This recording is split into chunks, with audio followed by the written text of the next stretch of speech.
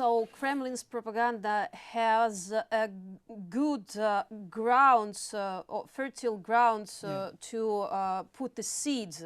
And it's not about Italy. I've heard all the stories from the people from Hungary, from Austria, from different countries that I talk to, and this is the same messages that they use on different audience, different speaking languages, but the same message. But if we have the instruments, modern instruments, to counter effects this propaganda, knowing all these groups of people that can be affected by this propaganda, what can we do with all these knowledges, with all these instruments? Yeah, there is some technology around. It's called de-amplification.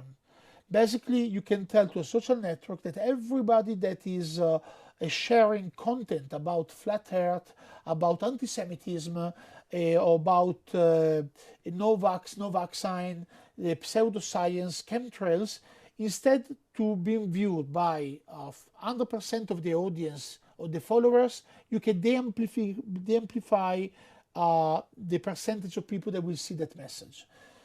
Elon Musk discovered that. And he said, this is against the freedom of speech in the United States. And in theory, yes, it's true, it's against the freedom of speech. But then at that point is against, there are some terms of service. In terms of service is the rules of the social networks. Meta, Facebook, Instagram, TikTok, and Twitter, they clearly say in the rules that you cannot open more than one account per person. But these people, they open 10, 20, 30 accounts.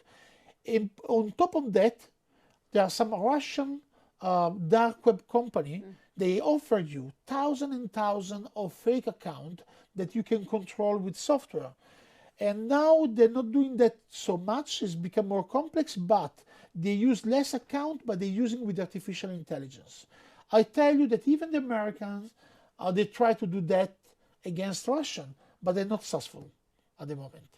They try to do with the experiment with 1,000 accounts with artificial intelligence, but of course you won't change the mind of someone just on VKontakte or on Facebook when this person is being anyway bombed or brainwashed by the TV, by some blogs, or by chat on WhatsApp, or even more, everybody knows, on Telegram. Telegram is the far west. It's like there is no rules on Telegram. And then the people that is connected to social media, they're not just reading the big network news from big network corporation like Facebook or X, but they get informed on the small groups on Telegram, for example. And then it's very difficult to stop that.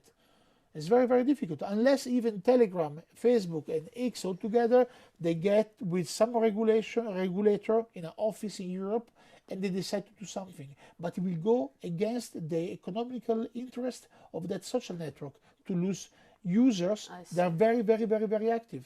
I see. So one instrument at least you checked and it works. I mean, because if we talk about artificial intelligence that is developing so fast and huge, and I understand that Russian propagandists will use it too as an instrument. So it's look like we're on that end. So the situation will get worse and worse. Yes, there is one way. The most effective counter-propaganda that I saw so far, first of all, is to send people to school to learn that the earth is not flat, for example. But are being anonymous, the digital army, Ukrainian digital army, and all the hackers that are helping Ukraine is basically just try to hack the account, to close down the account, and to use the same technique that Russia and Russian linked groups are using on the internet. The only way is just to fight. I'm sorry to say that. I mean, I'm for the freedom of speech, I'm for democracy, but it's the only way is to hack account. And one of the things should be to call Pavel Durov, that is the owner of Telegram, in the front of the international court and say, listen, or you do something against propaganda on Telegram, or otherwise you can go in the front of the court, but nobody will do that. And Pavel Durov is living in Dubai, for example, right now. The last instrument and the least that people can experience on themselves is let's in the Russian world into their countries and try to live like we used to live under the Soviet Union, like a post-Soviet Union country, and feel themselves what it is, Russian world.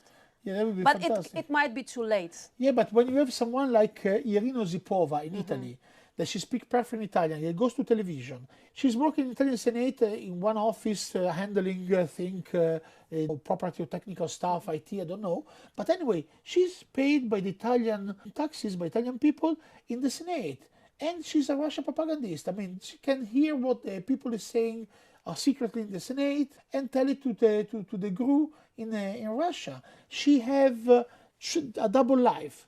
She have Italian phone numbers, Italian emails, and after she have like Russian emails and a Russian phone number. Then nobody's controlling what she's writing to Russia on Signal with a Russian SIM card.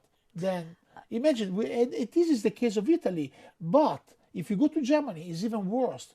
Because in Italy we don't have so many Italians speaking Russian, but in Germany they have all their ex-DDR. Yes, yeah. Is that and they have like a huge infiltration of like informer for FSB and GRU inside the army and inside the government. When we go further into the European Union countries, we will find more and more and deeper. And thank you very much. Okay, thank you.